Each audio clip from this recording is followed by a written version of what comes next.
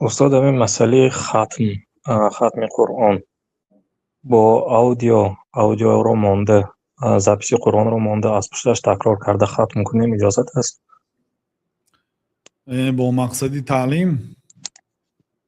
با مقصدی ختم کردن.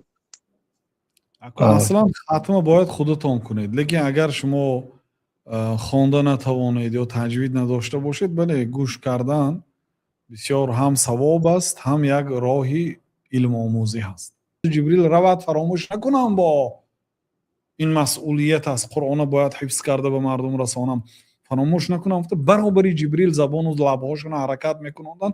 الله تعالی گفت که لا تحرک به لسانک لتعجل به، زبانت نجنبان، سراسیمه شده. وقتی که ما قرآن میخونیم گوش انداز گفت، یعنی وقتی که جبریل آمده قرائت قرآن میکنه به تو گوش انداز. ما بر ذمه ما هست که در قلب تو حفظ کنیم.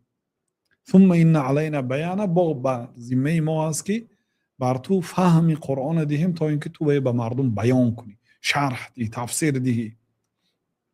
برای همین پیامبر صلی الله علیه و آله بعد این آیت از سوره قیامت، بعد هر وقتی که جبریل به نزدشون می آمد با دقت گوش میکردند.